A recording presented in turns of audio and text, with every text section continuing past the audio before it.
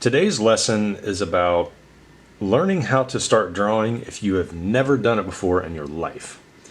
And we are going super simple here, to the point where if you go down to your local CVS or your Walgreens and you buy some printer paper or Office Max, and then you buy a very, very standard number 2 pencil, I'm going to show you how to start. So there's going to be nothing fancy about these lessons.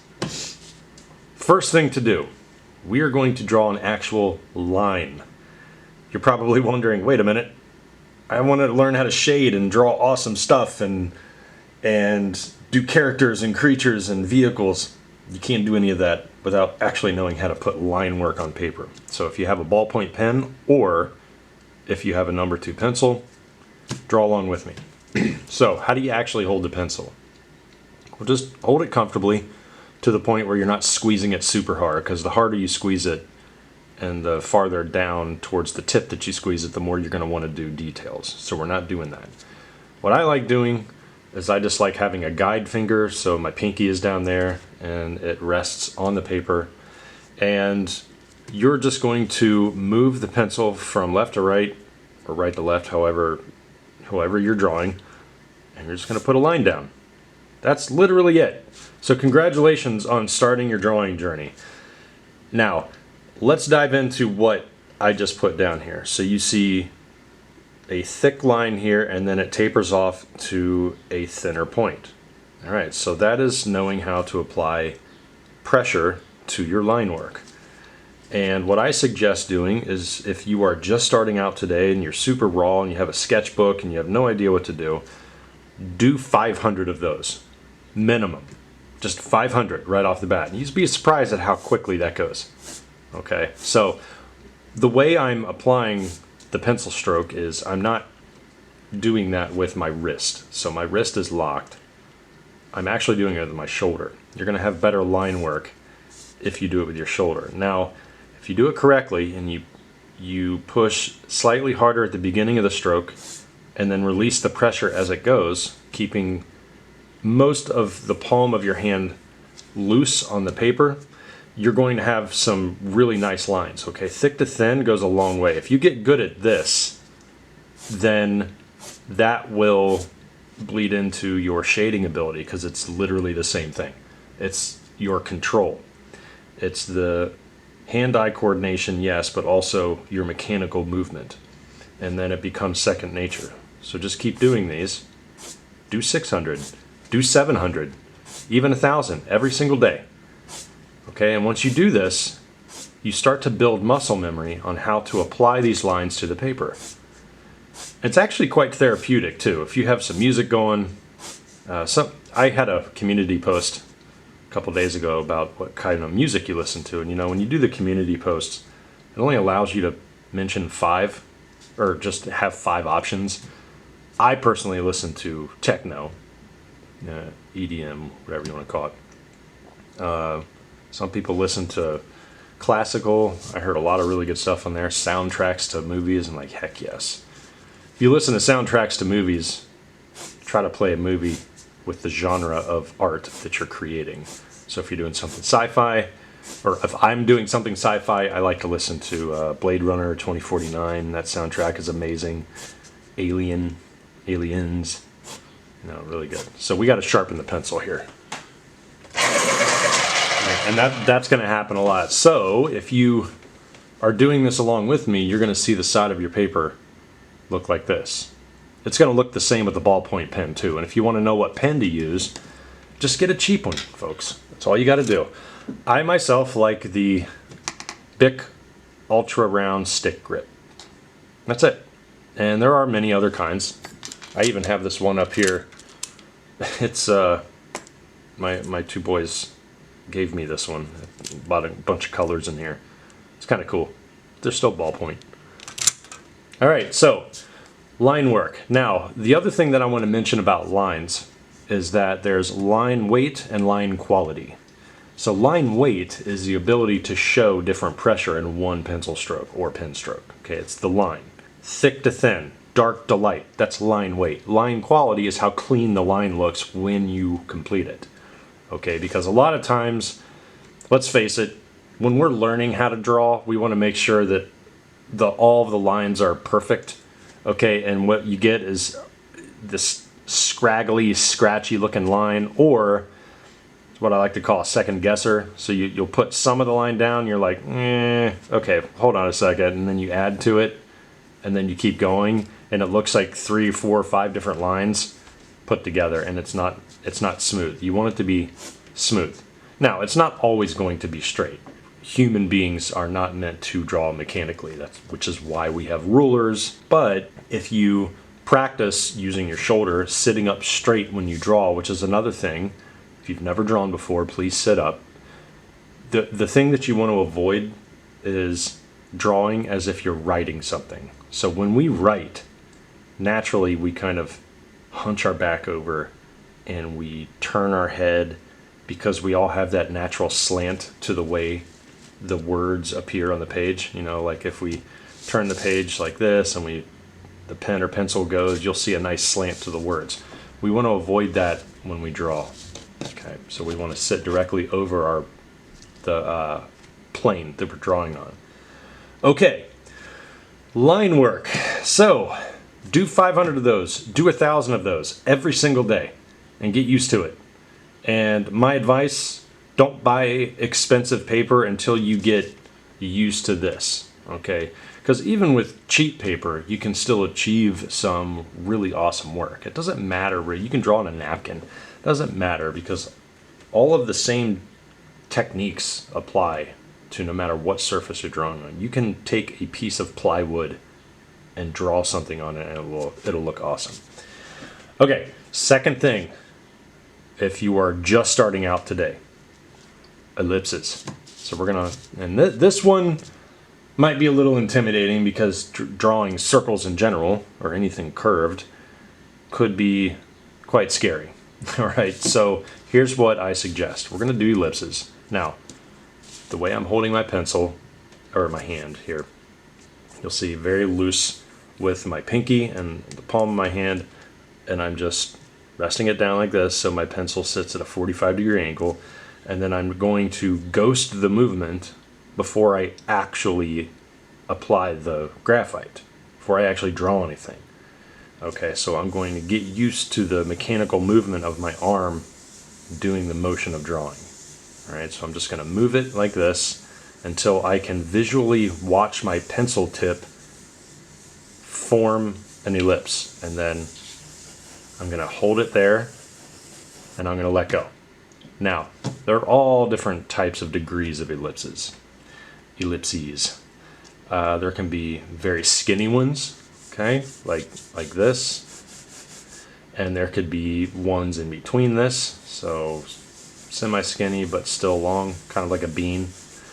And the better we get at holding that position, the easier it's going to be to have, one, better line quality in the ellipse, but two, get darker when we want to get darker. Okay, so let's say that I start an ellipse over here, and it starts off light, and I want to stay in that position. Now, we as humans are not perfect when we draw, and we're not going to draw an absolutely perfect ellipse or a circle or anything like that. But if you concentrate, sit up straight, make sure you use your shoulder, not your elbow, not your wrist when you draw.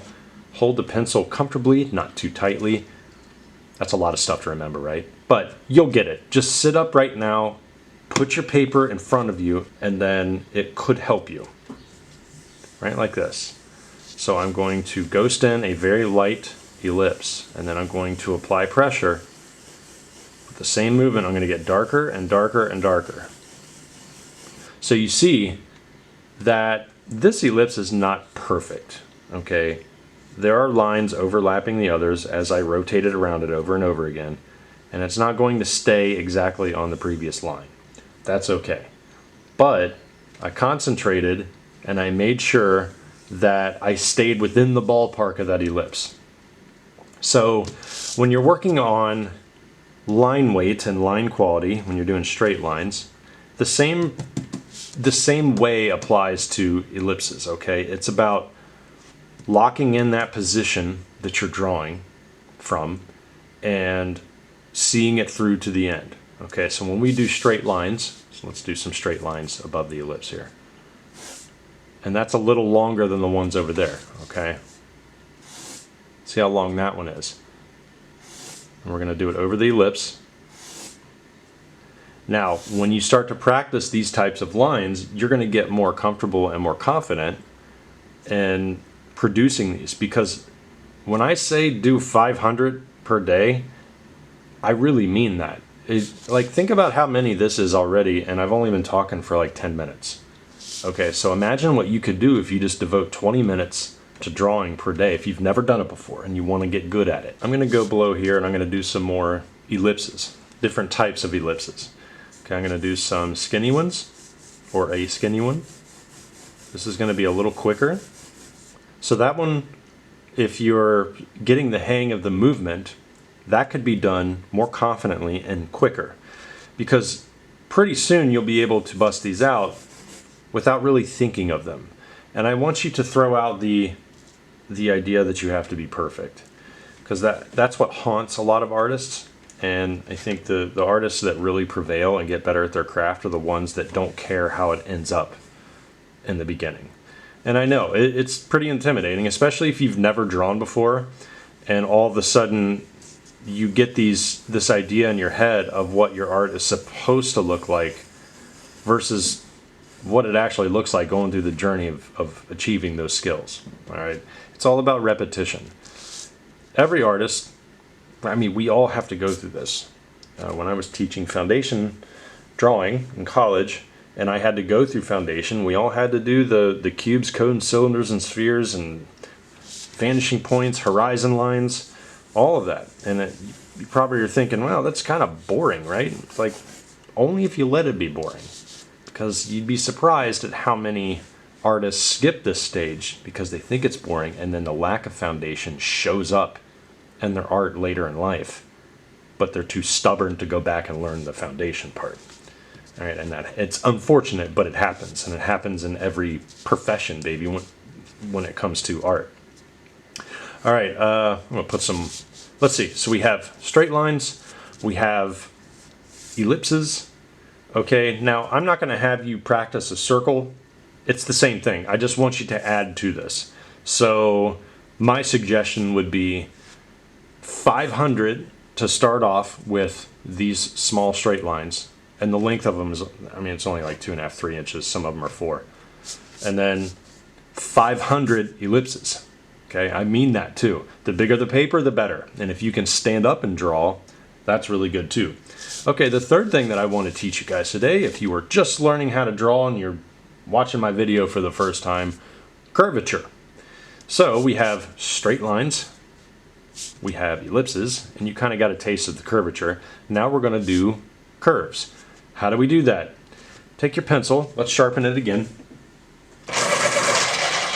Okay. And then we're going to do this. Pretty simple, right? Looks like a hair. Okay? Now, when it comes to curves, you're going to approach it the same way that you did the very first set of lines. Okay? Thick to thin, a relaxed but controlled movement, and I saw it through from the beginning to the end, and I put a darker pressure on there, and then I release the pressure. We're going to do the same thing with the curvature. Okay? We're going to do dark to light, and we're going to loosen the grip on the pencil. Okay? Now, each curvature that you do is going to look a little different. I'm right-handed, so if I start on the right side over here, I'm going to curve things to the left. It's good to train your brain to see things opposite of what you are comfortable with doing, so maybe I'll do it over there. So you see, like, each curve is different. The reason I'm having you practice curves is because this is when the organic side of drawing really comes in. Every single line that you're placing on the paper right now with your pen or pencil, you are a better artist than you were an hour ago. Okay, especially if you have never done it before. Because it's the mileage that you have to put in order to obtain the skills to be a good artist. Okay. If you keep doing this, you can mix them and match them. Mismatch them. I don't know what I'm talking about. If you want to put in some really curvy ones like this. Okay, this method, if you do 500 of these, so we got 500 of your straight lines, 500 of your ellipses, 500 of your curves. You keep doing, I mean, that's 1,500 lines right off the bat. Tell me the last time that you drew anything that had the number 1,500 other than writing 1,500. Okay, so you're becoming better already. And with this method, okay, thick to thin, dark to light. Look at the line quality now. When you do this set of lines, you're already training your brain and your hand to release the pressure at the end of the stroke. That memory is going to come over to drawing curved lines too, and you're going to know, oh, I didn't even think of that.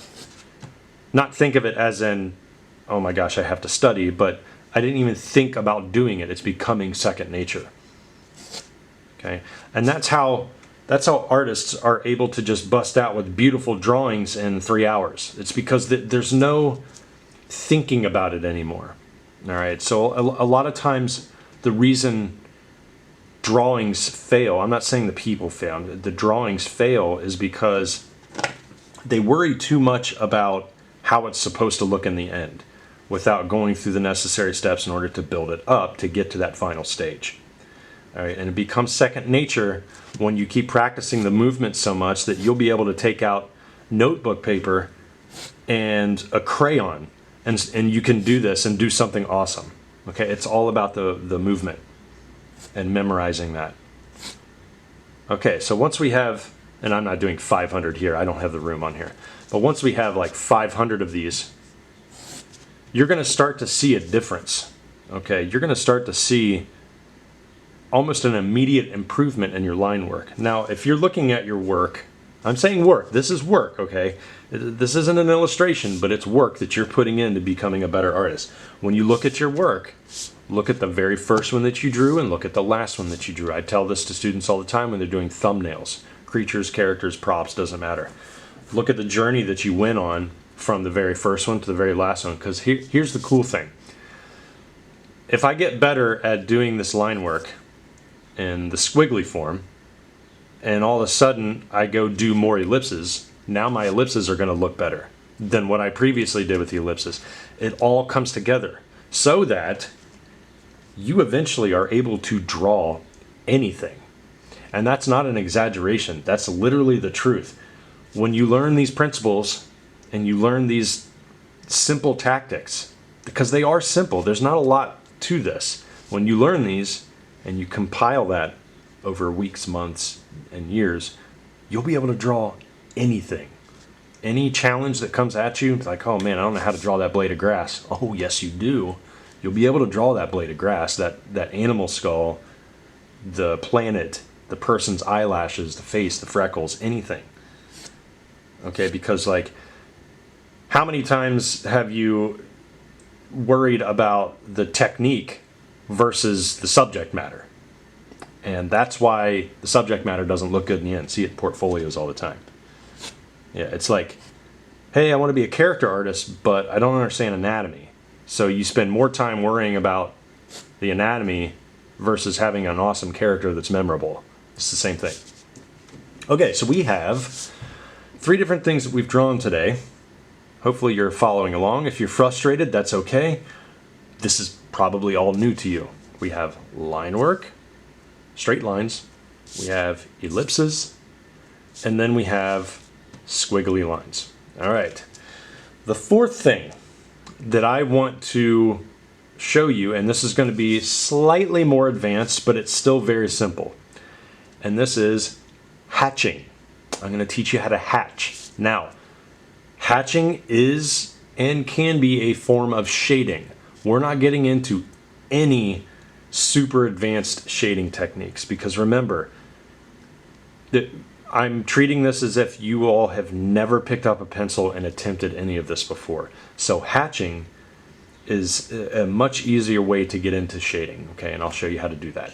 Now, hatching is a lot of fun because it gives you that power of shading for the first time. And not only that, it fills up an area pretty quickly. So the way that I would do hatching for the very first time is, let's do another ellipse.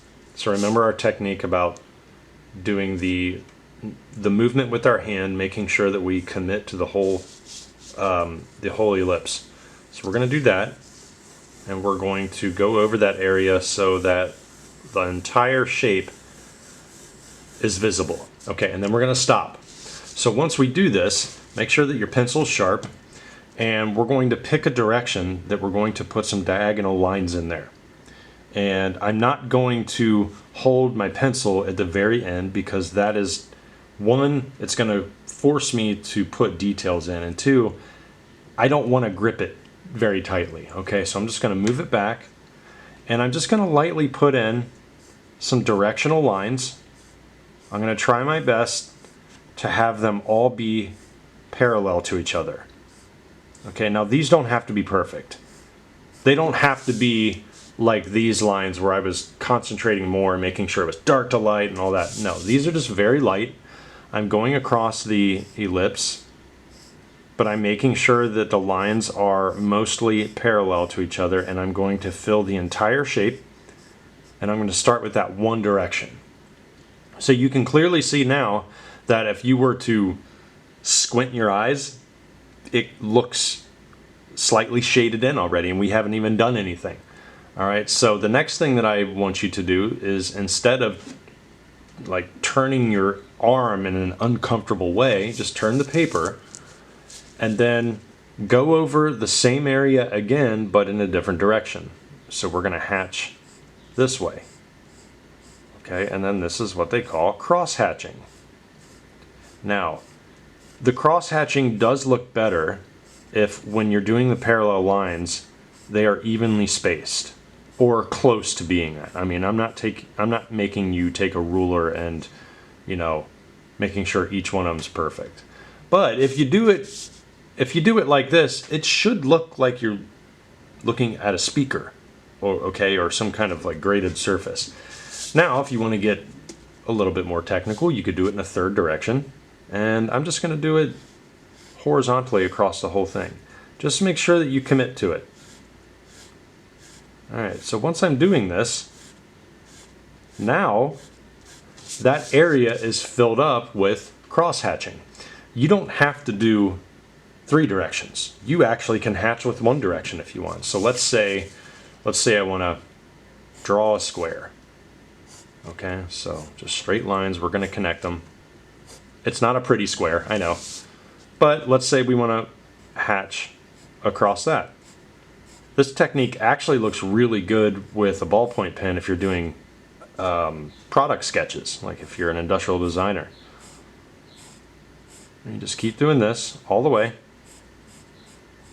And the cool thing about hatching is that if you're trying to show somebody an idea through a basic sketch, you can do hatching in just one direction to show where the shadow is on a specific side of an object. And it works really well. So much so that if you were to do, let's say that there's a plant here. Okay, so I'm just going to do a quick little plant, maybe like, I don't know, some kind of weird flower in the middle. Okay, but it's growing on the ground, there's the root system. What if there's a cast shadow over here? So we're just going to cast some sharp shapes to make it look like the shadow is stretching out, and then you can hatch in the shadow with just one direction. Just be sure that you stop at the lines as if you're not coloring in a coloring book, but you want to make this relatively nice looking, okay? And just concentrate when you get to the tip, like this. And it gives the illusion that there's a cast shadow, and it looks really nice, especially if you're getting a lot of thumbnail sketches together, so that you can take one of those thumbnails and then you can refine it to like a better version of what you drew. This is a really good indication. And let's just be honest, it just looks better. It really does. Even when you're doing thumbnail sketching, okay, and my previous lesson I went over that, so be sure that you watch this video till the end, and then it'll take you back to my thumbnail for beginners. All right, it's fabric and folds too. So that was my last video, and the one before that was thumbnails, I believe. But it's a lot of fun to do these types of sketches because it brings life to your drawings and you barely did anything. Folks, this hatching right there just gave the illusion that there's shadow, and there's not a lot to it. And you can put hatching in anything. If I were to do, let's say I did a creature with a horn.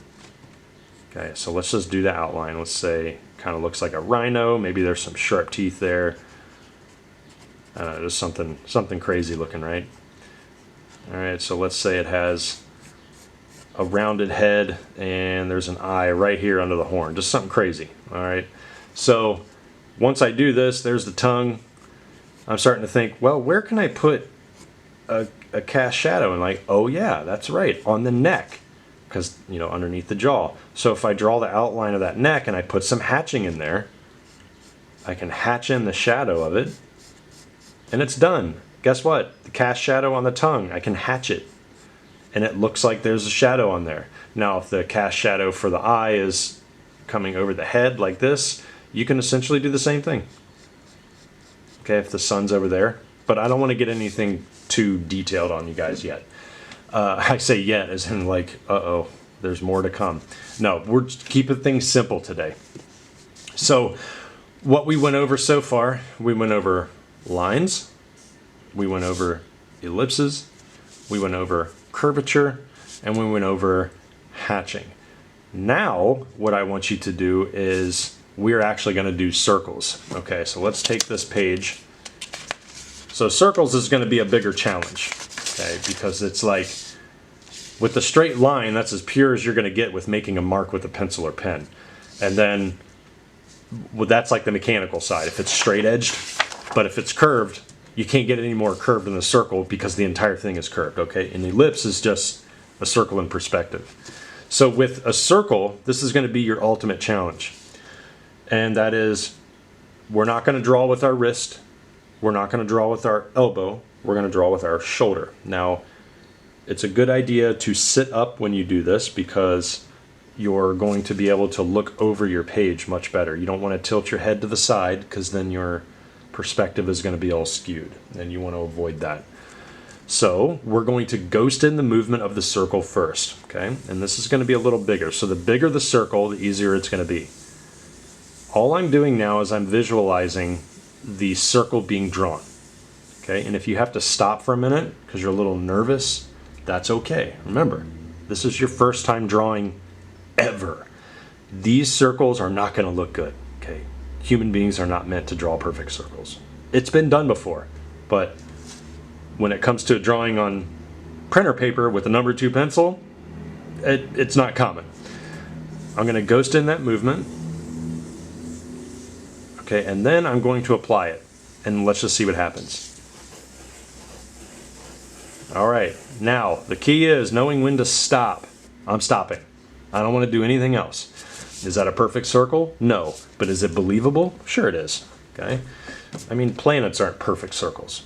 But what I do suggest is once you get that circle down, that's it. Don't go back over the circle, because what it does is if you go back over a circle like this, or even an ellipse, your whole entire train of thought is broken in forming that shape. So you have to go back and just do another one, but you can do one slightly smaller, okay? And I'm going to push a little harder too. That one's very light, so I suggest working on the pressure that you're applying to your pen or pencil, okay, with your pen or pencil. Because if you're just starting out drawing, you might think, wait a minute, I have a heavy hand or I have a light hand, I can't see anything that I draw. And what that's going to make you do is rush out and buy an entire pencil set. And like the H's are hard graphite, the B's are getting heavier, and you have no idea what to draw with. Folks, I just have a number 2 pencil. All right. Speaking of that, I have to sharpen it again. All right, so I'm just going to go under the circle, and I'm going to do one smaller and a little darker. I'm going to ghost in that movement until I'm happy with what I'm about to put down, or hopefully I'm going to be happy. And then I'm just going to do it. I'm just going to commit to it. I'm not going to stop. If it's a little off, it's a little off, but it's going to be darker. There we go. was that a little off the page right there? Okay, so we have that circle, and then we have one that's a little better. All right, you'll notice that there's multiple lines here, dozens. Well, actually, when I applied the pencil, there's probably like maybe 4 or 5, and they're not all perfectly on top of each other. That's totally fine. All right, but guess what I'm going to ask you to do? I'm going to ask you to do 500 of these. Okay, so what do we have 500 of? We have 500 straight lines, we have 500 ellipses, we have 500 curves, and then you're not counting all the individual hatch marks. No, you're counting the object that you put hatch marks in. So you got to do 500 of those. Hey, if you want to do them in squares, that's totally fine. And then you're going to do 500 circles, okay? So hold on a second. 500,000, 500,000. We got 2,000 different things that you have drawn already. Okay, pretty crazy, right? So now what we're going to do is we're going to practice different sizes of circles, and we're going to train your brain, we're going to train your hand-eye coordination, and we're going to train your muscle memory. All of that, it's going to come into play when you're drawing these, in any of the things that we've practiced so far. But since circles are probably the hardest, it's all going to come together. All right, so we have a really large one that's lightly drawn, then we have a slightly smaller one. It looks kind of like a baseball to that. So let's do one about the size of a large marble. Now, even if it's small, don't grip your pencil tightly and just do a circle like this while only moving your fingers. Instead, you're going to use your shoulder even if you're doing something small, because you need to get used to that type of movement too. That is a muscle. Those are muscles that you have to use, and that's memory that you have to commit, so that regardless of what you draw, the same technique is going to come out. All right, and that's what's going to help you get better. So let's just do a smaller one. I'm going to ghost in the movement.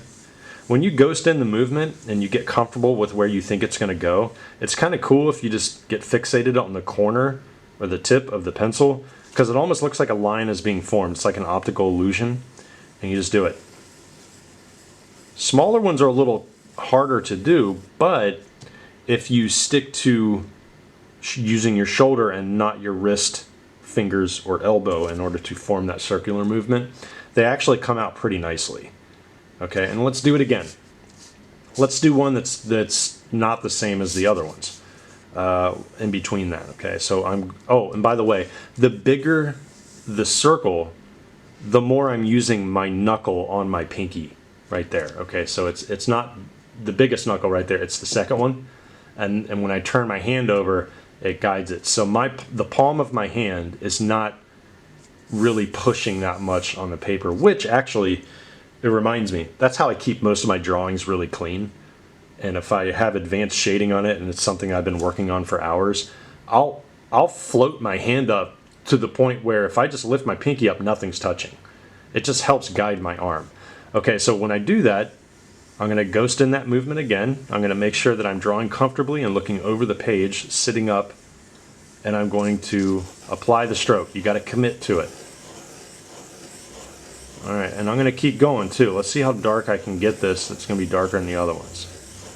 And if you keep locked in that position, it's going to be a pretty decent one. Now, I think I kind of turned my head a little bit because the camera, I was seeing what it would look like through the camera, and immediately when I did that, I flattened it out. I noticed it. So this is a slightly more squished one. You might not be able to see it on the video, but so this is how you are going to practice. Now you are going to do 500 of these. So reality, you're going to have 2,500 plus of these basic sketchings, and you really haven't even pieced anything together yet to form a drawing, because all of this is your backbone. This is the foundation. And if your foundation is not good, then it doesn't matter how much detail you put on something, because you can be technically proficient in shading and details, and that's not nearly as impressive as having good line quality and the ability to have good proportions and form a thick to thin line and complete that line. All right, we all can shade, but if we shade something that doesn't look right, then it just, you know, brings forth attention to something that doesn't look right. Always remember that too. I learned that the hard way when I was learning anatomy, and I kind of ignored it a little bit, but I loved shading because my shading looked okay. And then I started to shade things that didn't have good anatomy, and it just brought out the bad anatomy. So you don't want to do that. And then just have fun with this. You can do something really big. You can put some ellipses in there, and like practice by maybe putting an ellipse in between. This is why it's good to have a larger piece of paper, okay? And if you really want to challenge, do this with a pen, okay? So if you have a ballpoint pen, same techniques. So making sure that there's no blotches. But let's test this out a little bit. All right. Oh, good, it's not dried. Okay, same thing. But with a pen, you have to really commit to the line. The lines are going to be a lot skinnier, okay? And you just put it down on the paper. I love pen. Pen's so much fun to use. And that's immediately dark, so you really have to commit to it. Now, all those individual lines, don't worry about those not looking perfect. They don't have to look perfect. So I'm hoping that this will at least give you some courage, okay? Here's the thing.